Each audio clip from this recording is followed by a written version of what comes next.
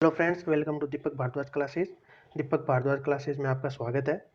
मौलिक अधिकार की अपनी नेक्स्ट क्लास है। इससे पहले हमने अनुच्छेद जो 12, 13 जो मतलब बेसिक कॉन्सेप्ट थे वो हमने पढ़ लिए थे। समता का अधिकार अनुच्छेद 14 से 18 वो हमने पढ़ लिया था। उसके बाद स्वतंत्रता का अधिकार आता है जो कि 19 से 22 चलता है, वो हमने पढ़ लिया था।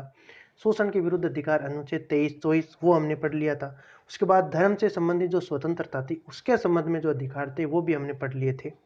आज हम बात करते हैं एक नए अधिकार की। तो जब संविधान बन रहा था उस समय हो क्या रहा था, जब संविधान बन रहा था उस समय जो अल्पसंख्यक थे उनके भी जो मतलब जो प्रवर्तक थे, मतलब उनकी तरफ से जो आए हुए थे, जो सदस्य थे, जो उनको डेडिकेटेड थे, मतलब वहाँ से आए हुए थे अल्पसंख्यक, तो वो उनको डेडिकेटेड थे। मतलब उनकी क्या मतलब स्थिति है, उनको रखने के लिए संविधान बनने से पहले संविधान सभा के अंदर उनकी स्थिति को सब कुछ रखने के लिए वो वहाँ पे थे। ठीक है, तो उन्होंने ये एक मतलब संसद के अंदर मतलब संविधान सभा के समक्ष एक प्रश्न उठाया था कि चलो ठीक है, लोकतंत्र बन गया, सब कुछ हो गया, संविधान बन गया, देश आराम से चलता रहेगा। अब पॉइंट ये आता है कि यदि किसी नेता को, है ना, देश का शासन संभालने के लिए उसको पीएम बनना है, मतलब उसको चुनाव जीतने, तो चुनाव जीतने के लिए वो क्या करेगा, जो एक बहुत ही लार्ज वैरायटी है उसको वो कैटेगरी करेगा। जैसे कि हिंदू समाज देख लिया है, फिर कोई और मतलब धर्म देख लिया, इस्लाम वगैरह, इन सबको बौद्ध धर्म जो, लेकिन जो अल्पसंख्यक रह गए उनका क्या होगा, उनका क्या होगा। इसके लिए क्या हुआ कि मौलिक अधिकार के अंदर एक पर्टिकुलर अल्पसंख्यकों के लिए अधिकार जोड़ा गया जिसका नाम रखा गया था संस्कृति एवं शिक्षा संबंधी अधिकार। नाम पे मत जाइए, नाम तो है इसका संस्कृति एवं शिक्षा संबंधी अधिकार, लेकिन ये सिर्फ अल्पसंख्यकों के लिए। तो इसके अंतर्गत दो अनुच्छेद आते हैं। पहला अनुच्छेद आता है अनुच्छेद 29 और दूसरा अनुच्छेद है अनुच्छेद 30। तो ये दोनों अनुच्छेद है, ये अल्पसंख्यक जो है उनको डेडिकेटेड है। अब बात करते हैं हम अनुच्छेद 29 की। ठीक है, पहले हम बात कर लेते हैं अनुच्छेद 29 की। तो अनुच्छेद 29 क्या कहता है? अनुच्छेद 29 ये कहता है, क्या कहता है अभी देखते हैं क्या कहता है, कि भाषा, पहला पॉइंट, भाषा, लिपि और संस्कृति, है ना, भाषा, लिपि और संस्कृति। ठीक है, तो भाषा, लिपि और संस्कृति इनकी बचाव के लिए, इनके संरक्षण के लिए इनका प्रचार प्रसार कर सकता है, इसका अधिकार है। किनको अधिकार है? अल्पसंख्यक को अधिकार है। मतलब जो अल्पसंख्यक है वो अपनी भाषा, अब उनकी जो भाषा है वो एक अलग टाइप की भाषा होगी। अपन जो नॉर्मल हिंदी वगैरह जो बोलते हैं, अपने चक्कर की भाषा बोलते हैं, उससे से एकदम अलग होगी। उनका रहन सहन अलग होगा जो कि संस्कृति के अंदर आता है। उनकी लिपि वो अलग होगी, वो किस प्रकार से काम करते हैं, किस प्रकार से रहते हैं, कैसे उनके जो पूजा करने का जो ढंग है, किस प्रकार से उनका भगवान को मतलब जो उनकी समर्पण भावना है वो कैसी है ना, उनका रहन सहन कैसा हो गया, ठीक है, वो रहते कैसे हैं, मतलब खाते क्या है, वो सारी जो उनकी संस्कृति है उसको बचाने के लिए और उनकी जो भाषा संबंधित जो है उनको बचाने के लिए उनको ये पूर्ण अधिकार दिया गया है कि आप बचा सकते हो। वैसे अनुच्छेद जो 29 है इसका नाम रखा गया है कि अल्पसंख्यक जो हित है उनके संरक्षण का अधिकार है। अनुच्छेद 29 मतलब जो अल्पसंख्यक है उनके हितों का संरक्षण करता है अनुच्छेद 29। पहला पॉइंट तो इसके अंदर ये लिख दिया कि आप भाषा, संस्कृति और लिपि का संरक्षण कर सकते हो। इनके लिए आपको जो कदम उठाने हैं, जो आपको उपयुक्त लगते हैं वो आप कर सकते हो। ये तो गया पहला पॉइंट। दूसरा पॉइंट इसके अंदर ये दिया गया है कि मान लो कोई ऐसी संस्था है, मान लो ये कोई बॉडी है, ठीक है, अब इस बॉडी को यदि राज्य पोषित करता है, चाहे वो डायरेक्ट करता हो इनडायरेक्ट करता हो, अर्थात यदि राज्य के द्वारा पूर्णतः पोषित है, मतलब राज्य की है, राज्य वर्ड मैंने पिछले कक्षाओं में डिफाइन किया, देखना आराम से। ठीक है, तो यदि राज्य इनको पोषित कर रहा है या फिर राज्य से इन्होंने सहायता प्राप्त की, तो ऐसे संस्थानों में इन आधार पर, है ना, ऐसी संस्थाओं में इन आधार पर आप शिक्षण संस्थानों के अंदर इनको एडमिशन देने के लिए मना नहीं कर सकते। अब वो आधार कौन से? 4 आधार हैं। कौन कौन से आधार हैं?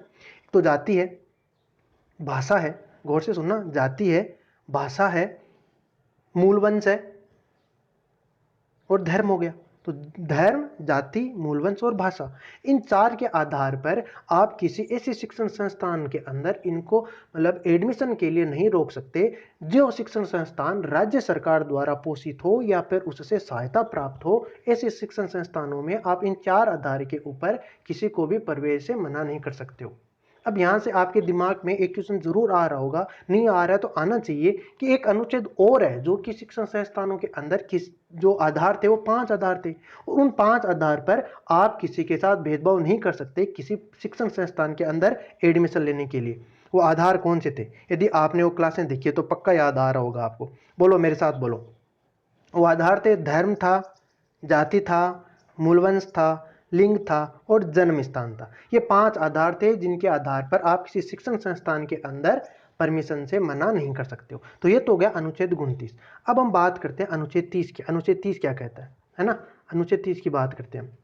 तो अनुच्छेद 30 के अंदर क्या कहता है कि आप यदि आपको धर्म की, अपनी भाषा की, अपनी संस्कृति, भाषा, संस्कृति, लिपि, ये 3 वर्ड आप ध्यान रखना, क्योंकि यहाँ से क्वेश्चन बनते हैं।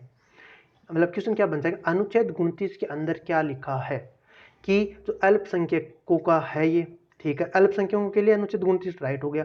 शिक्षण से संबंधित है, राइट हो गया। भाषा, संस्कृति, लिपि के संरक्षण से संबंधित है, राइट हो गया। उपयुक्त सभी, तो उपयुक्त सभी राइट हो गया। तो आप यहाँ पे ये ध्यान रखना, ये जो 3 वर्ड है ना, भाषा, संस्कृति और लिपि, इनको आप ध्यान रखना। अब यदि अपन को भाषा, संस्कृति और लिपि जो है इनका संरक्षण करना है, तो इनका संरक्षण करने के लिए आपको कोई ऐसी संस्थान बनानी होगी। तो अनुच्छेद 30 कहता है कि जो अल्पसंख्यक है वो अपनी भाषा, संस्कृति, लिपि, अपने धर्म को, इनको संरक्षण के लिए, इनको बचाए रखने के लिए ऐसे एक संस्थान का निर्माण कर सकता है, उसको अपना निजी बना सकता है, ठीक है, उसका अर्जन कर सकता है, और उसके अंदर वो क्या कर सकता है, उसके अंदर वो धर्म से संबंधित शिक्षा को दे सकता है, ठीक है। अब कोई जो राज्य है वो इस आधार पर किसी शिक्षण संस्थान के बारे में ये नहीं कहेगी कि मतलब भेदभाव नहीं करेगी। किस आधार पर नहीं करेगी? भाई ये अल्पसंख्यकों का शिक्षण संस्थान है तो उसके अंदर हम सहायता नहीं करेंगे। तो ये भेदभाव नहीं करेगी। कौन नहीं करेगा? राज्य नहीं करेगा। किस आधार पर नहीं करेगा? कि ये अल्पसंख्यकों का है। तो ये समझ में आ गया। तो ये था अनुच्छेद 29 और अनुच्छेद 30, जो कि अल्पसंख्यकों के संबंधित था। उसके बाद आता है अनुच्छेद 31। अनुच्छेद 31 क्या कहता है? अनुच्छेद 31 संपत्ति का अधिकार था। जो स्वतंत्रता के अधिकार के अंदर आता है ना, कि आप एक स्वतंत्र हो, अपनी संपत्ति का अधिकार, आप स्वतंत्र तो कि आप अपनी उस जमीन को, अपनी उस संपत्ति को कैसे यूज लेते हो, जिसको हटा दिया था 44वें संविधान संशोधन में। तो वो अनुच्छेद 31 के अंदर था। संपत्ति का अधिकार जो था वो अनुच्छेद 31 के अंदर दिया हुआ था। और क्या दिया गया था कि आपके पास संपत्ति का अधिकार है, लेकिन इस संपत्ति के अधिकार को 44वें संविधान संशोधन के द्वारा हटा दिया था। ये जो 44वां मतलब ये जो संपत्ति का अधिकार है, इस संपत्ति के अधिकार को 44वां संविधान संशोधन के द्वारा हटा दिया और इसको कहाँ भेज दिया? 300 जे।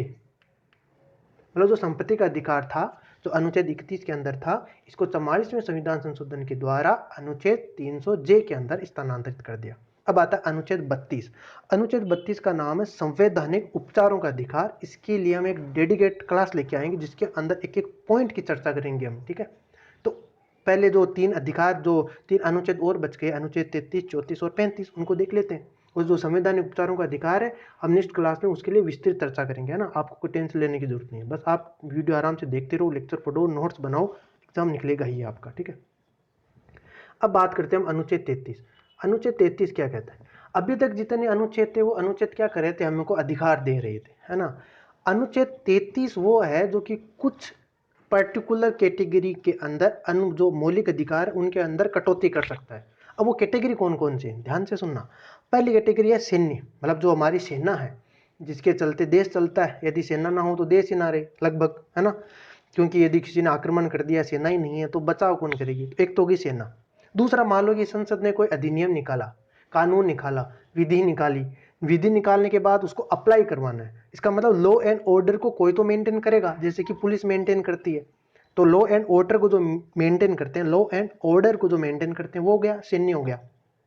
तीसरा पॉइंट हो गया इंटेलिजेंस, जैसे कि इंटेलिजेंस ब्यूरो हो गया, रो हो गया। इनके अंदर जो अपनी एक जो जितनी भी खुफिया एजेंसी है, इनके अंदर जो काम करते हैं, उनके कुछ अधिकारों को यदि संसद चाहे तो, चाहती क्या वो करती है ना। तो संसद चाहे तो उनके अधिकारों को वो क्या करते हैं? नियमित कर सकते हैं, कंट्रोल कर सकते हैं, मतलब कम कर सकते हैं, उनके अंदर शक्ति कर सकते हैं। कौन चाहे तो? संसद चाहे तो। और इसके उपलक्ष्य में, किसके उपलक्ष्य में? उनके अधिकारों को कम करने के उपलक्ष्य में यदि कोई अधिकार बनाएगा तो कौन बनाएगा? संसद बनाएगा। संसद के अलावा ये अधिकार और कोई नहीं बनाएगा, ठीक है। ये तो गया अनुच्छेद 33 के बारे में, ठीक है। अब हम बात करते हैं अनुच्छेद 34 की। अनुच्छेद 33 हो गया, अब हम बात करते हैं अनुच्छेद 34 की, फिर बात करेंगे अनुच्छेद 35 की, ठीक है। तो अनुच्छेद 34 क्या कहता है? यदि देश में मार्शल लॉ लग गया, यदि किसी, आप ये समझो कि मार्शल लॉ का अर्थार्थ है कि बर्बादी। मार्शल लॉ लगने से बुरी बात किसी देश के लिए हो ही नहीं सकती है। मार्शल लॉ लग गया तो बुरी बात, इससे बुरी बात है ही नहीं, समझ लो आप चाहे। अब मार्शल लॉ है क्या सर, वो तो बता दो। मार्शल लॉ अर्थात सेना, सब कुछ सेना के हाथ में चला गया। मतलब देश की विदेश नीतियां, देश के अंदर क्या हो रहा है क्या नहीं होगा, देश का जो प्रशासन है वो सब कुछ जो सेना के हाथ में ले लिया, इसको बोलते हैं मार्शल लॉ। तो यहाँ से एक क्वेश्चन और क्रिएट हो रहा है, उसको पहले हम डिस्कस कर लेते हैं कि भारत के अंदर मार्शल लॉ कितनी बार लगा है। तो भारत के अंदर मार्शल लॉ अभी तक एक बार भी नहीं लगा, अर्थात 0 बार लगा मार्शल लॉ, भारत के अंदर अभी तक नहीं लगा है।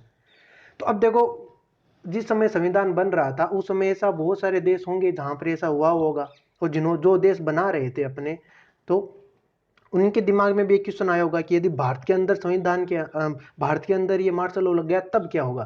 तो उन्होंने एक मौलिक अधिकार डाल दिया, अनुच्छेद 34, और उसके अंदर लिख दिया यदि मार्शल लॉ लग जाता है, और मार्शल लॉ लगते ही अर्थात क्या, आपके अधिकारों का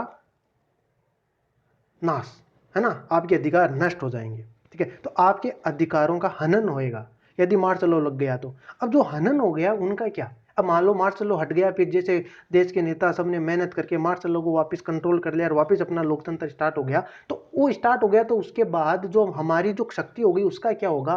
तो उसका जो संसद है, गौर से सुना, संसद जो है वो क्या कर सकती है, वापिस कोई कानून लाकर अन्य जो संविधान है उसके अंदर संशोधन करके, या फिर जो भी अपनी शक्ति हुई है उसकी पूर्ति कर सकती है। कौन कर सकती है, संसद कर सकती है। अब बात करते हैं अनुच्छेद 35 की।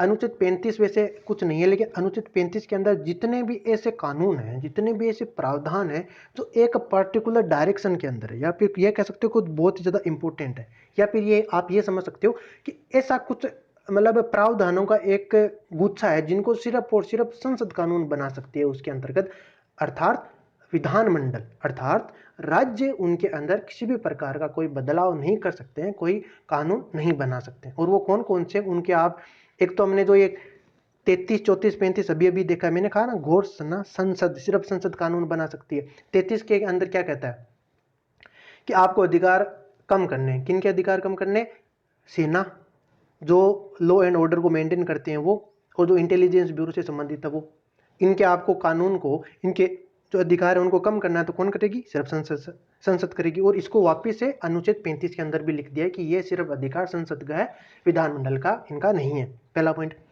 दूसरा पॉइंट है अनुच्छेद 34, इसके अंदर मार्शल लॉ लग गया तो जो क्षतिपूर्ति होगी वो कौन कर सकती है, ओनली संसद कर सकती है कानून बनाकर।